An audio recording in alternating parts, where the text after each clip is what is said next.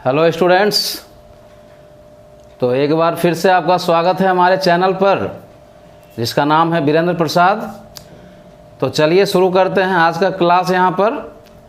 और जैसा कि आप लोग देख रहे हो, चैप्टर हीट है हमारे पास, पार्ट 3 क्लास 7 के बच्चों के लिए। फटाफट हम लोग हेडिंग लगा लेते हैं डियर स्टूडेंट्स। और हेडिंग है आज हम लोगों का, क्या है हेडिंग? आज हम लोग पढ़ने वाले हैं ट्रांसफॉर्मेशन ऑफ हीट। हीट का ट्रांसफॉर्मेशन किस तरह से होता है प्यारे बच्चों, ट्रांसफॉर्मेशन ऑफ हीट। तो चलिए हम लोग पढ़ते हैं transformation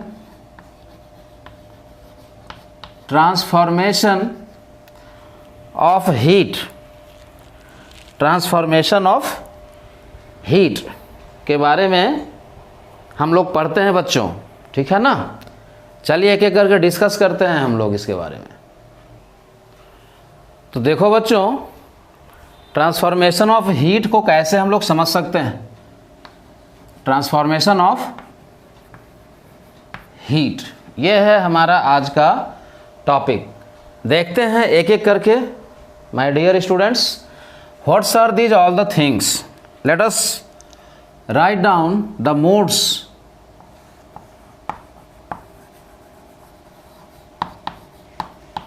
Conduction, then after convection. Conduction, convection, and finally we have radiation. देखो बच्चों, आज इसी के बारे में डिस्कस करने वाले हैं हम लोग। सभी स्टूडेंट ध्यान से देखेंगे इसको।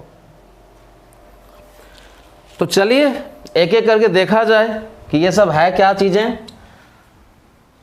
कंडक्शन, कन्वेक्शन, रेडिएशन, देखते हैं इसको। सबसे पहले तो कंडक्शन को डिफाइन कर लें हम लोग। What is conduction? Conduction is actually the transformation of heat in a solid. Transformation of heat in a solid. How does the heat transfer in a solid? Suppose we are taking an example of an iron rod. तो बच्चों क्या होगा, देखिए क्या होता है। Suppose this is an iron rod and here it is clamped on an stand. ठीक है बच्चों, here it is clamped and now here we have a candle. Here we have a candle and the flame is here just in its contact. See, this is the candle. Clear बच्चों?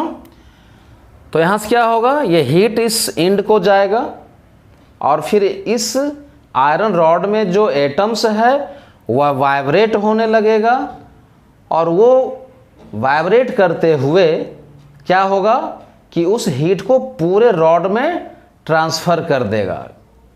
क्योंकि उस rod में जो atoms हैं वो अपनी heat को बगल वाले एटम को ट्रांसफ़र करेगा और इस तरह से ये पूरा का पूरा रॉड जो है बच्चों हीट हो जाएगा, गर्म हो जाएगा। तो इस तरह से हमने देखा कि जो हमारे पास रॉड है उसमें जो एटम्स है वह खुद ही चलने लगा। और एटम्स कैसे चलता है, वो एक्चुअली अपने एक मीन पोजीशन पर वाइब्रेट करता है बच्चों।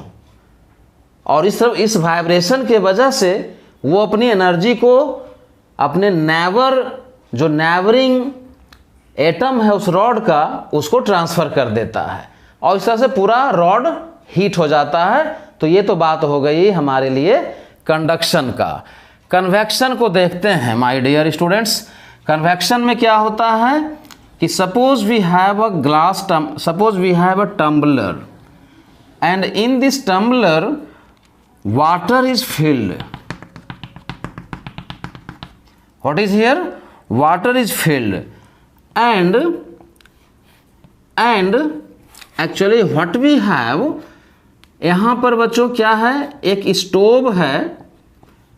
स्टोव है जिससे हीट जो है, इस स्टोव से हीट इस बॉडी को आ रहा है, वाटर को आ रहा है।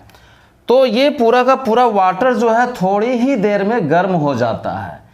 क्या रीजन है इसका, हम लोग इसको ऐसे समझते हैं कि suppose this water is divided into infinite number of layers, ठीक है बच्चों। और पहले क्या हुआ, ये जो हीट है एक लेयर मान लो यहाँ पर भी है, तो वाटर का वो लेयर जो इसके कांटेक्ट में है वो पहले गर्म होगा, और गर्म होने के बाद वाटर का वो लेयर ऊपर चला जाएगा और नेक्स्ट लेयर इसके कांटेक्ट में आ जाएगा। तो मान लो ये लेयर ऊपर चला गया, अब ये लेयर इसके कांटेक्ट में आ गया, अब सेकेंड लेयर गर्म हो रहा है, फिर सेकेंड लेयर ऊपर चला जाएगा, फिर थर्ड लेयर गर्म होगा, फिर थर्ड लेयर ऊपर चला जाएगा, फिर फोर्थ लेयर आएगा कांटेक्ट में, वो गर्म होगा, फिर वो ऊपर चला जाएगा, फिर फिफ्थ लेयर आएगा ये इसके कांटेक्ट में, सोर्स के कांटेक्ट में, इस स्टोव के कांटेक्ट में, या इस कह सकते हो कि जो हमारे पास कह सकते हो कि ये स्टोव ही कहो, ठीक है, हम लोग जो है स्टोव ही यहाँ पर इसको कहेंगे, सोर्स ऑफ हीट है ये हमारे पास, ठीक है ना। तो इस तरह से पूरा का पूरा वाटर बॉडीज क्या होता है, गर्म हो जाता है, और इस तरह से ट्रांसफर ऑफ हीट कन्वेक्शन के प्रोसेस है, this process is called convection. इसमें पूरा का पूरा सिस्टम जो है मूवमेंट कर रहा है, एक लेयर नीचे आया फिर वो ऊपर गया, फिर नेक्स्ट लेयर नीचे आया, पूरा का पूरा सिस्टम ही मूव कर रहा है, और इस तरह से पूरा का पूरा वाटर जो है हमारे पास इस कंटेनर में वो गर्म हो जाता है, और ये हुआ हमारा कन्वेक्शन का। तो इसमें क्या है, यहाँ पर सिर्फ मॉलिक्यूल्स वाइब्रेट करता है, इसके एटम्स वाइब्रेट करता है, यहाँ पर पूरा का पूरा लेयर जो है गर्म होकर के ऊपर चला जाता है। क्या होता है पता है ना, जो गर्म चीज़ें होती हैं, खास करके मैं फ्लूइड की बात कर रहा हूँ, liquid and gas is commonly known as fluid, ठीक है बच्चों। तो क्या होता है, वो गर्म होकर के हल्का हो जाता है और वो ऊपर चला जाता है, फिर नेक्स्ट लेयर नीचे आता है, फिर वो गर्म होता है, हल्का होता है, फिर ऊपर चला जाता है, और ये प्रक्रिया चलती रहती है जब तक इस कंटेनर का पूरा वाटर गर्म ना हो जाए, ठीक है बच्चों। इसके बाद देखते हैं कि रेडिएशन क्या होता है। तो रेडिएशन में क्या है कि अब जैसे कि मान लो इसको ऐसे पहले हम लोग समझ लेते हैं, रेडिएशन क्या होता है बच्चों। रेडिएशन जो होता है वो जैसे कि मान लेते हैं कि आप it's a completely hot Sunny days and you have a chair outside the room in the field, iron chair suppose you having, ठीक है बच्चों। तो वो चेयर क्या होगा, धीरे धीरे वो चेयर जो है गर्म हो जाएगा, सन से हीट आ रही है, ये रेडिएशन के प्रोसेस से, ठीक है, सन से जो लाइट एमिट हो रही है वो रेडिएशन है, वो रेडिएंट एनर्जी है एक तरह से। तो the process of transferring of heat from the source to the object, towards the object in the presence of medium as well as in the absence of medium, ये जो radiation का process होता है बच्चों, रेडिएशन के process से जो radiant energy source से ऑब्जेक्ट तक पहुंच जाती है ना, उसको हम लोग रेडिएशन का प्रोसेस कहते हैं, और रेडिएशन के प्रोसेस से वो ऑब्जेक्ट गर्म हुआ ऐसा माना जाता है बच्चों।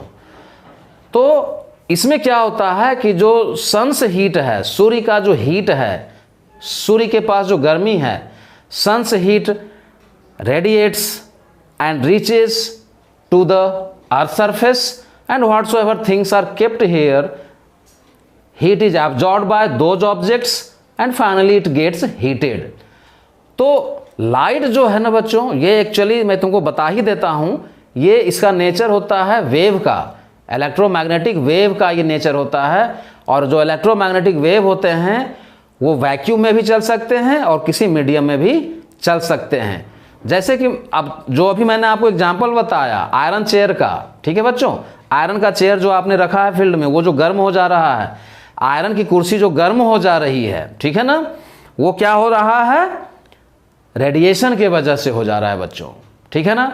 तो इसमें क्या होता है कि the mode of transferring of heat without any contact to the source as well as the system as well as the object। ठीक है, जैसे कि मान लेते हैं कि यहाँ पर जो है बच्चों सन है, ये रहा सन, ठीक है, और यहाँ से हीट जो है रेडिएट हो रही है, ये तो सभी डायरेक्शन में हीट रेडिएट हो रही होगी, और ये हीट जो है बच्चों चली आती है कहाँ। सो देख लो, मान लो कि यहाँ पर हमारे पास कोई ऑब्जेक्ट रखा हुआ है, ठीक है, मान लो कि एक टेबल यहाँ पर रखा हुआ है हमारे पास, ठीक है बच्चों, ये जो है एक टेबल मान लो कि यहाँ हमारे पास है, ठीक है। इस तरह से एक रफ डायग्राम से मैं आपको समझाने का कोशिश कर रहा हूँ। ये एक आयरन का टेबल यहाँ रखा हुआ है, ये धीरे धीरे यहाँ से, आपको पता है ना सन से अर्थ का जो डिस्टेंस है वो काफ़ी डिस्टेंस है, तो बहुत सारा जो इलाका है वहाँ पर वो तो वैक्यूम है, वहाँ कुछ नहीं है। Despite that the heat comes towards the earth, आपको पता ही है। तो और उसके बाद हमारे एटमॉस्फेयर से होते हुए वो हीट जो है इस चेयर के पास चली आती है, और ये चेयर या टेबल जो कुछ भी है हमारे पास, टेबल मान लेते हैं, मैंने यहाँ पर 4 इसका लेग्स बना दिया है, एक रफ डायग्राम है ये। तो एक्चुअली हो क्या रहा है, ये जो टेबल है हमारे पास ये हीट को एब्जॉर्ब कर रहा है। तो प्यारे बच्चों, now I am giving you the complete discussion and the theme of the whole discussion, what is the conclusion behind it, try to understand. Actually conduction, the mode of transferring of heat in solid, the atoms itself vibrate, clear? Convection, the complete system moves, means to say that the different layers of the water move and becomes lighter after getting heat, goes up, second comes in the contact of the source, gets heated, goes up, and this process is going on until the complete system is heated. तो conduction, convection and radiation अभी just मैंने आपको समझाया है बच्चों। तो try to understand that what's are the modes of transferring of heat और the transformation of heat from the source towards any object. So these are the 3 important modes and most important modes of transferring of heat. So with this wishes I will surely tell to you that keep watching my video and try to find out the best marks in the forthcoming examination. So keep watching my video. Once again I am telling to you, make a very good notes as well as learn it by heart and try to understand. It will be better to learn it by heart. Try to understand the concepts behind it. So thank you all of you once again. Keep watching. Thank you.